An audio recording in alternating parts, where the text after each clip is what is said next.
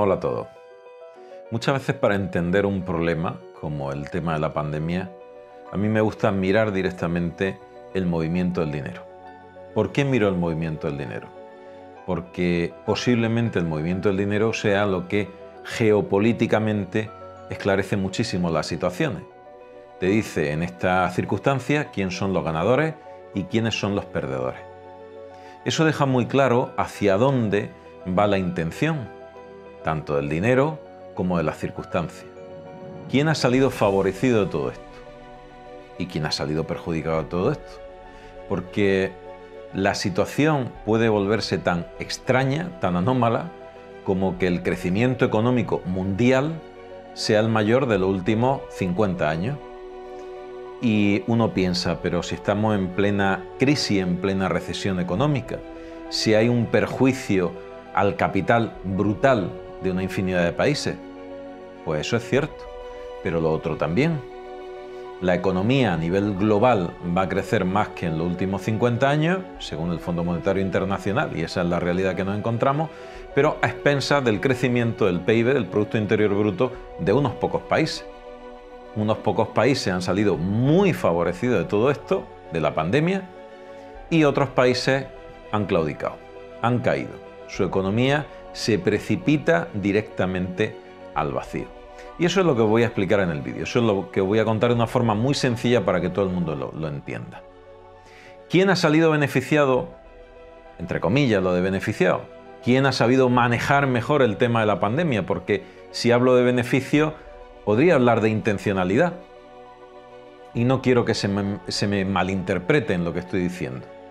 Lo que es un dato objetivo no es algo subjetivo. Lo objetivo es que el Producto Interior Bruto de los Estados Unidos y de China se ha disparado. Y eso es medible, es contrastable. Que haya intencionalidad o no, o que haya un plan de todo eso detrás, no lo sé, yo no lo puedo saber. Y creo que poca gente puede saberlo. Pero a la par que Estados Unidos y China tienen un PIB que se ha disparado y va a subir la economía mundial, en general, otros países como Francia, Italia, Alemania, Reino Unido, España, se precipitan directamente al vacío de la recesión económica y de la inflación. Todo eso es lo que os voy a explicar en el vídeo.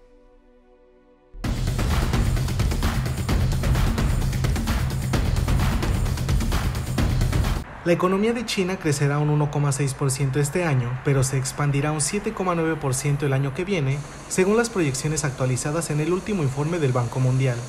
Si bien el pronóstico para 2020 supondría la menor expansión desde 1976, crecer un 7,9% en 2021 sería hacerlo al mayor ritmo desde el 2012, aunque cabe recordar que la tasa de avance del Producto Interno Bruto se mide en términos interanuales y que en 2011 había sido del 9,6%.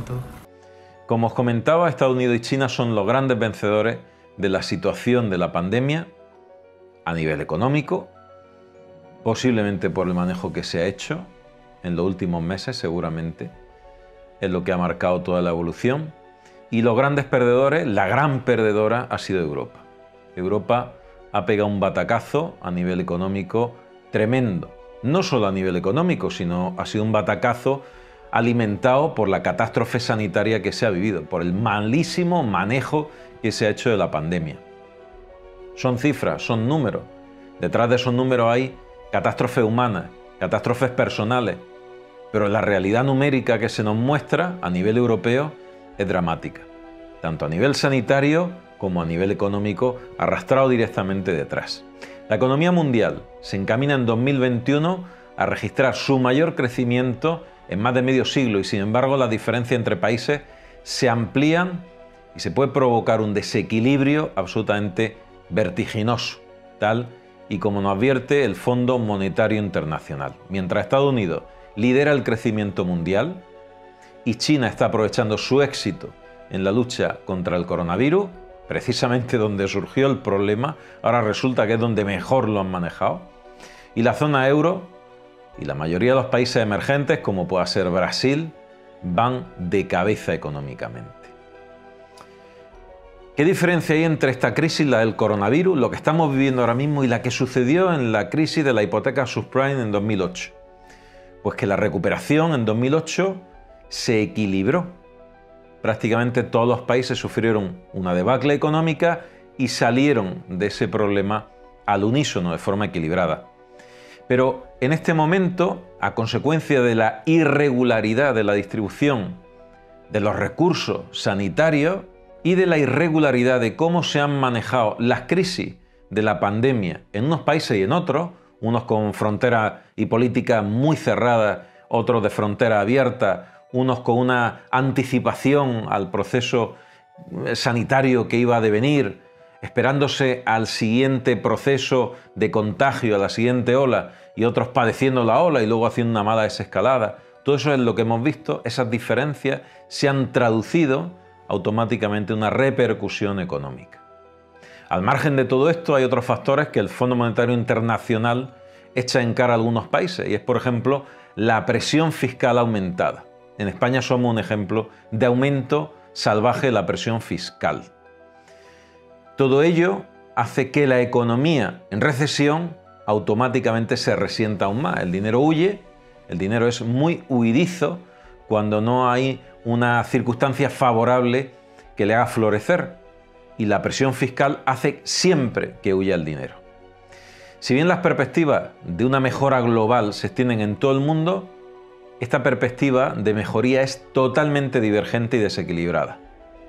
El Fondo Monetario Internacional ha señalado que, por ejemplo, la diferencia entre la capacidad y la celeridad de la vacunación en los Estados Unidos, 2 millones de personas al día, ha vacunado prácticamente la cuarta parte del total de su población, a diferencia de Europa, que no llega ni siquiera a un 10%, y en el caso de países como España, mucho menos cantidad. Todo eso hace que ese manejo dé estabilidad económica al país. Una perspectiva de futuro sin coronavirus hace que el dinero se centre en la inversión en estas zonas que ahora mismo son paraíso. La pérdida de empleo y el aumento de la pobreza va a caracterizar a toda Europa. Y realmente, como dice el Fondo Monetario Internacional, que digamos podría ser uno de los grandes árbitros de este escenario económico, hay muchos países que se van a quedar atrás. El Fondo Monetario espera un crecimiento superior al 5,5% este año y del 4,2% para 2022. Y esas divergencias peligrosas en cuanto al crecimiento se observan no solamente dentro de los países, sino también dentro de regiones que están dentro de los países. Hay regiones que van a crecer y otras que no van a crecer nada, sino que van a entrar en una recesión mucho más acusada. El resultado de toda esta brecha económica es desigualdad social, absolutamente. Directamente, la brecha económica condiciona una desigualdad social a muchísimos niveles. Muchas partes del mundo podrían tardar años en llegar a tomar la velocidad de los Estados Unidos y China en cuanto a recuperarse por completo de la pandemia. Y eso se está forjando ahora mismo. Para 2024 la producción mundial seguirá siendo de un 3% menor que la proyectada antes de la pandemia. Y los países que dependen del turismo, como es el caso de Italia o de España, y los servicios serán los que más van a sufrir con diferencia, según el Fondo Monetario Internacional y el último informe que han presentado. La disparidad se refleja, por ejemplo, en los pronósticos de Bloomberg Economics, que muestra un crecimiento global alrededor del 1,3 intertrimestral en los primeros 3 meses de 2021. Pero mientras Estados Unidos está rebotando en un fenómeno de expansión económica, Francia, Alemania, Italia, Reino Unido y España se están contrayendo aceleradamente. En los mercados emergentes, Brasil, Rusia e India están siendo claramente superados por China de forma igualmente acelerada.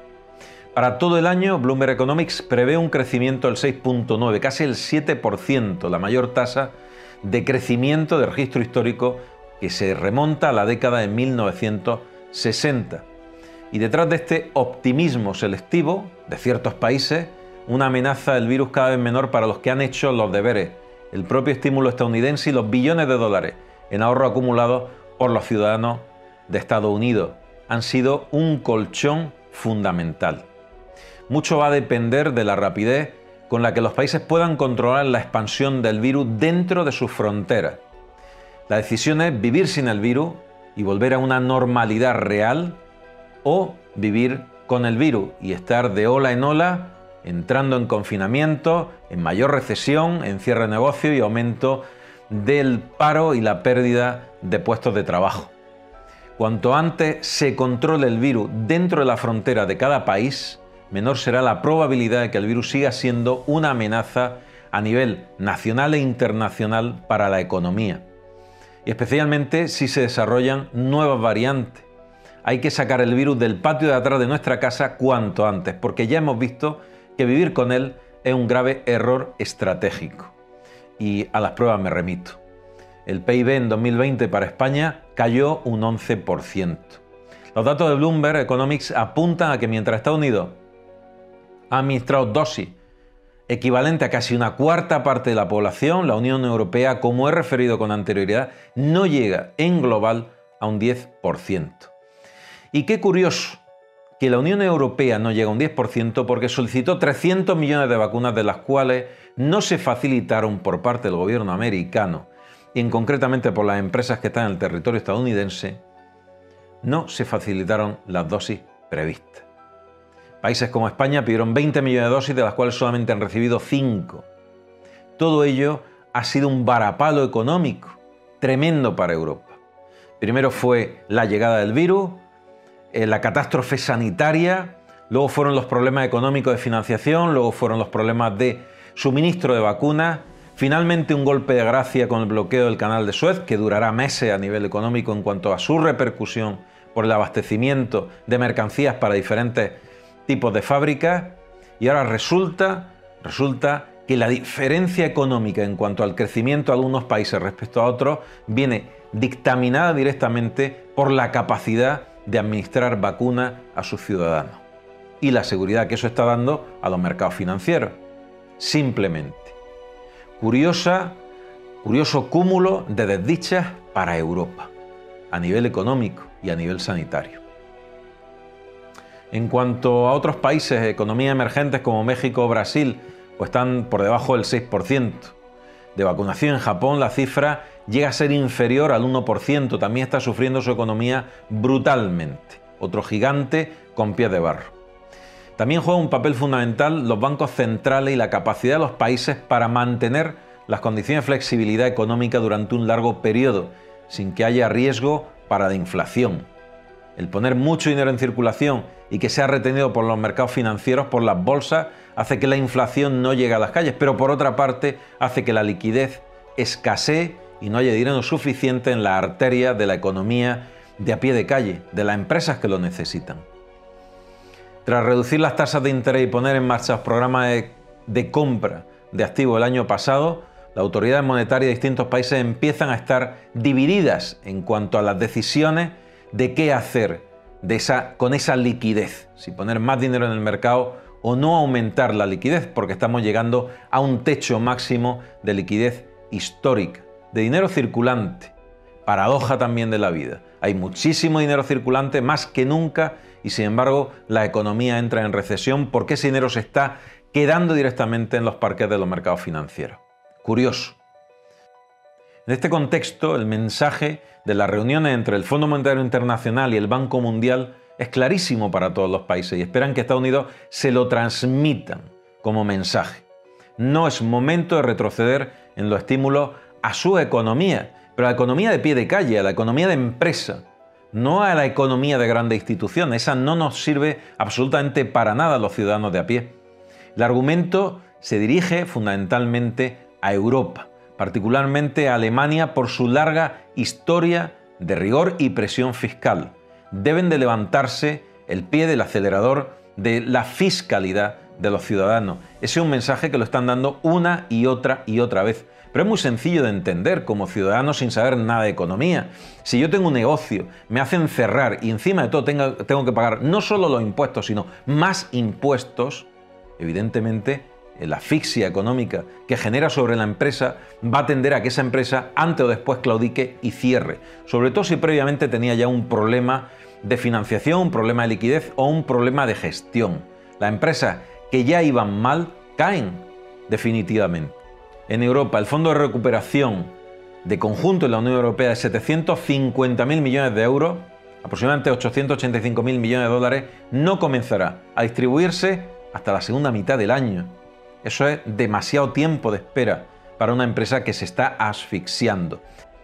Y aunque dentro de este contexto la economía de Estados Unidos indudablemente actuará como un motor, al igual que la de China, para el resto del mundo al absorber las importaciones, también podría haber quejas sobre el aumento del endeudamiento, especialmente por parte de la economía más vigorosa. El economista jefe de JP Morgan asegura que no se ha visto una brecha tan amplia en 20 o 25 años entre el crecimiento esperado de los Estados Unidos y otros países en desarrollo en comparación con los mercados emergentes. Una brecha brutal que puede tardar en recuperarse años.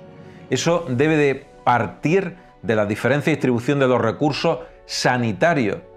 Lo que está sucediendo es que el COVID ha sido un catalizador de un proceso que se veía venir. Hay países que han manejado mejor la pandemia que otros y esa diferencia a nivel económico ha sido salvaje, brutal. Ha generado una brecha a nivel de futuro y en el momento presente que no se va a poder salvar si no se cambian las políticas económicas de los países y sobre todo las políticas de manejo de la pandemia de todos estos países. Europa lo ha hecho mal. Ya dije en otro vídeo, ahora mismo el mundo se divide en dos tipos de países. Aquellos países que han decidido vivir con el coronavirus dentro de su casa, toda Europa entera, y países que han decidido vivir sin el coronavirus. Políticas cerradas de fronteras, políticas de control a base de pruebas masivas y, por supuesto, la vacunación o todos los medios que han necesitado poner para la erradicación del coronavirus dentro de sus fronteras. Esos son un tipo de países, ahí tienes a China, Taiwán, Nueva Zelanda y otros muchos. Y el resto del mundo. El resto del mundo ha decidido vivir con el coronavirus dentro de sus fronteras. Y eso va a ser, en diente de sierra, entrada-salida, entrada-salida, entrada-salida, las gráficas que ya conocemos, la primera ola, segunda ola, tercera ola, el aburrimiento, el hastío. La gente está ya cansada de esta situación. Si no se cierran fronteras, si no se hace una política real de erradicación del proceso dentro del país, esto se va a convertir hasta el infinito y más allá. Por eso esta paradoja económica. Llega la pandemia, resulta que hay un proceso económico de caída generalizado, y un rebote de unos países que se han colocado de forma preferente a nivel económico, Estados Unidos y China, los voy a señalar a ellos dos, y el resto que va a padecer una recesión brutal.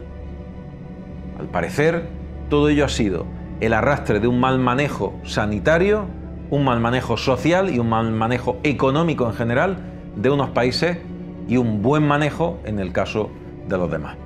Estados Unidos y China se han convertido nuevamente en las dos potencias económicas a nivel mundial y ellos van a arrastrar del resto de los países.